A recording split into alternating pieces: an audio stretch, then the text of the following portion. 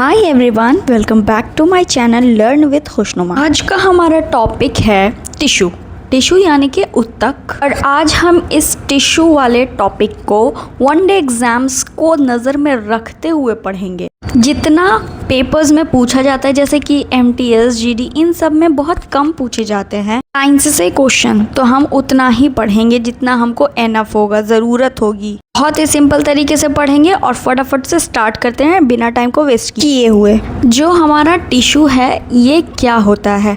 Group of sales यानी कि कोशिकाओं का जो समूह होता है वो मिलकर क्या बनाता है? टिश्यू। ठीक है, कोशिकाओं के सेल्स के जो ग्रुप्स होते हैं वही क्या बना देते हैं? टिश्यू बना देते हैं। टिश्यू जो होते हैं वो बेसिकली हम प्लांट के टिश्यू के बारे में पढ़ने वाले हैं, क्योंकि प्लांट टिश्यू के बारे में ही एग्जामिनर पूछता है एग्जाम्स में। प्लांट टिश्यू दो तरह के होते हैं, एक मेरिस्टेमेटिक टिश्यू होता है, एक परमानेंट टिश्यू होता है। मेरिस्टेमेटिक टिश्यू जो होता है उसको हम ग्रोथ टिश्यू भी कह सकते हैं। ठीक है, उसे ग्रोथ टिश्यू भी कह सकते हैं। सबसे पहले हम मेरिस्टेमेटिक टिश्यू को देखेंगे। मेरिस्टेमेटिक टिश्यू का पहला पॉइंट हम देखते हैं कि प्लांट के जो टॉप पे टिश्यूज होते हैं, ठीक है, मतलब एकदम ऊपर में टॉप पर जो पौधे के टॉप पे यानी कि शीर्ष पर जो टिश्यू होगा उसको एपिकल टिश्यू कहा जाता है।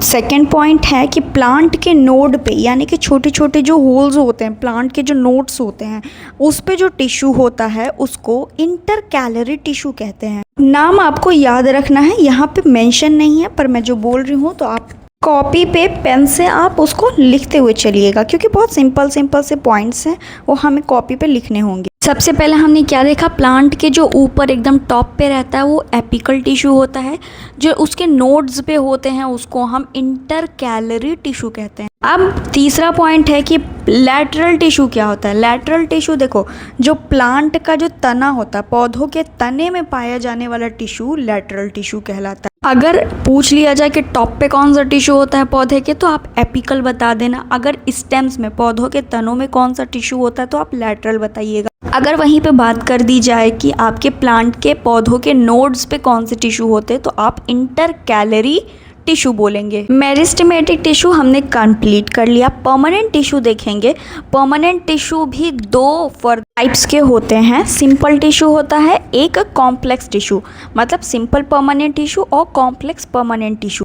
सिंपल परमानेंट टिश्यू कौन कौन से होते हैं? एक पैरेन्काइमा होता है, कॉलनकाइमा होता है, स्क्लेरेन्काइमा होता है। वन बाय वन हम पैरेन्काइमा, कॉलनकाइमा, स्क्लेरेन्काइमा को अच्छे से वन बाय वन देखते हैं। पहले सबसे पहला पॉइंट है पैरेन्काइमा का कि ये जीवित सेल्स में पाई जाती है। ठीक है, ये जीवित सेल्स में पाई जाती है। दूसरा पॉइंट है कि सेल वॉल जो होती है वो पतली होती है। कैसी होती है? थिन, यानी कि पतली होती है। तीसरा पॉइंट, खाली जगह पाई जाती है, मतलब जो स्पेस होगा वो ब्लैंक होगा, एम्प्टी होगा। ठीक है, पैरेन्काइमा जो होता है वो फूड स्टोरेज में मदद करता है, यानी कि जो खाना होता है, भोजन होता है, उसको जमा वो करता है। पौधों का खाना, भोजन को क्या करता है? पैरेन्काइमा फूड को संग्रह करता है, भोजन को संग्रह करता है। Next fifth point is photosynthesis करता है क्लोरेन्काइमा। पैरेन्काइमा एक ऐसा पैरेन्काइमा है जो फोटोसिंथेसिस करता है, जिसको कहते हैं क्लोरेन्काइमा। इसमें बिल्कुल भी आपको कंफ्यूज नहीं होना है, क्योंकि हमने कोलनकाइमा भी देखा था। कोलनकाइमा जो है सिंपल परमानेंट टिश्यू का एक प्रकार है। रा क्या साउंड करने लगे, अगर रा क्लोरन रन कायमा हो जाए तो वो फोटोसिंथेसिस में मदद करता है और ये पैरेन्काइमा का होता है, पैरेन्काइमा के अंदर होता है। ठीक है, अब नेक्स्ट सिक्स्थ पॉइंट देखेंगे। ऐसा पैरेन्काइमा जो एक्वाटिक का मतलब होता है जलीय, पानी में रहने वाले जो प्लांट्स, पौधे होते हैं उनमें पाया जाता है और उसको क्या कहते हैं? एरेन्काइमा कहते हैं। ऐसा पैरेन्काइमा जो पानी वाले पौधों में पाया जाता है उसे एरेन्काइमा कहते हैं। पैरेन्काइमा का सिंपल सा 6 पॉइंट आपको समझ में आप इसको अपनी कॉपी पे एज अ नोट्स भी लिख सकते हैं। वनडे एग्जाम्स के लिए बस इतना ही पूछा जाता है, ज़्यादा नहीं। अब हमारे पास सिंपल परमानेंट टिश्यू का सेकेंड काइंड है, यानी कि दूसरा प्रकार कोलनकाइमा। ये सेकेंड परमानेंट टिश्यू है। सेकंड सिंपल परमानेंट टिश्यू है, ठीक है। दूसरा पॉइंट है कि ये फ्लेक्सिबिलिटी के लिए रिस्पॉन्सिबल होता है। तो पौधों में लचीलापन होता है, मुड़ जाते हैं, ठीक है। तो वो किसकी वजह से होता है? वो कोलन कायमा ही के वजह से होते हैं। कोलन कायमा प्रेजेंट होता है पौधों में तो वो फ्लेक्सिबल मुड़ जाते हैं, ठीक है, लचीले होते हैं, ठीक है। बस इन सिंपल सी चीज़ों को आपको याद करनी है कि जो पौधे होते हैं वो लचीले किस वजह से होते हैं, क्योंकि इनमें कोलन कायमा प्रेजेंट होता है। कोलन कायमा क्या काम करता है? तो ये फ्लेक्सिबिलिटी देने में मदद करता है, किसको? पौधों को। तीसरा पॉइंट है कि ये मैकेनिकल सपोर्ट प्रोवाइड करता है, ठीक है। देखो, हमने देखा कि कोलन कायमा क्या करता है, फ्लेक्सिबिलिटी के लिए भी जिम्मेदार है, और मैकेनिकल सपोर्ट जो होता है वो भी कोलन कायमा ही पौधों को देता है। चौथा पॉइंट, सेल वॉल थिक होती है इसकी। देखो, अभी जो हमने देखा था पैरेंट कायमा, उसकी जो सेल वॉल थी वो थिन थी, लेकिन यहाँ पे जो कोलन कायमा है उसकी सेल वॉल कैसी होगी? मोटी होगी, थिक होगी। इसमें खाली जगह अपसेंट होती है, मतलब खाली जगह इसमें नहीं होती है, जबकि पैरेंट कायमा में खाली जगह होती है मगर कोलन कायमा में नहीं होती है।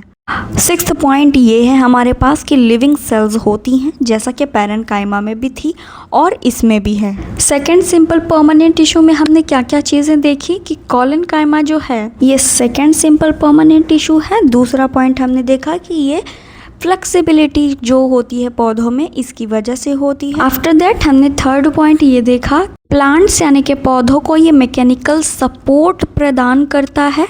ये लिविंग सेल्स होती हैं, इनमें जो खाली जगह है वो नहीं पाई जाती है। लास्ट किस में सेल वॉल जो होती हैं वो थिक यानी कि मोटी होती है, जबकि पैरेंट कायमा में सेल वॉल पतली यानी कि थिन होती है। बात करें अपने थर्ड सिंपल परमानेंट टिश्यू की, स्क्लेरन कायमा। पहला पॉइंट है कि ये हार्डनेस पौधों को प्रोवाइड करता है। जो भी हार्ड आपको मिलेंगे, ठीक है, वो किसकी वजह से होंगे? समझ जाना कि उसमें क्या प्रेजेंट है, स्क्लेरन कायमा। हार्डनेस के लिए कौन जिम्मेदार है? आपका स्क्लेरन कायमा। ये नॉन लिविंग सेल्स होती हैं, जबकि पैरेंट कायमा, कोलन कायमा हमने क्या देखा था, वो लिविंग सेल्स होती हैं। दूसरा कि सेल वॉल में लिग्निन पाया जाता है। थिक वॉल लेयर होती है, इसकी भी जो लेयर होती है थिक होती है।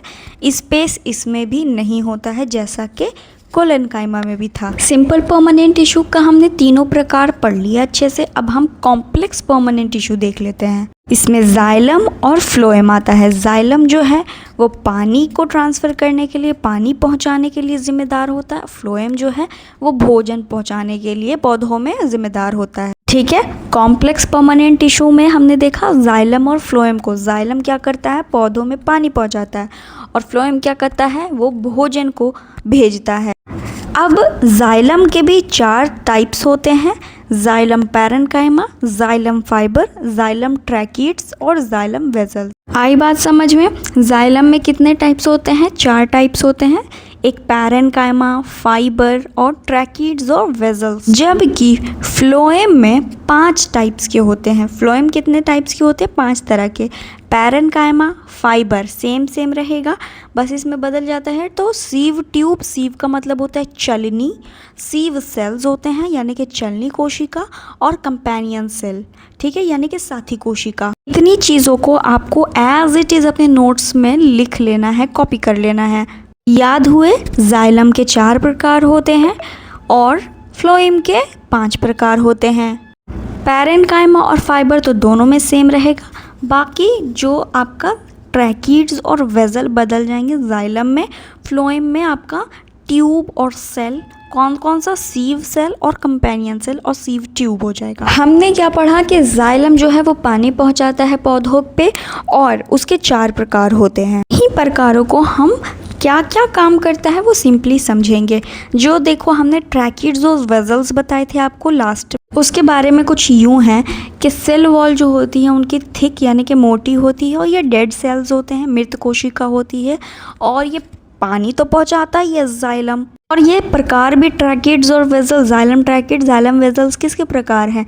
आपके जाइलम के ही हैं। तो ये पानी तो पहुंचाएंगे ही पहुंचाएंगे, प्लस ये मिनरल्स भी पहुंचाएंगे पौधों तक। क्या क्या पहुंचाएंगे? मिनरल्स और वाटर। बात करते हैं हम जाइलम पैरेन्काइमा की कि ये क्या करता है, तो ये भोजन संग्रह का काम करता है, ठीक है, ये भी फूड स्टोरेज का काम करता है।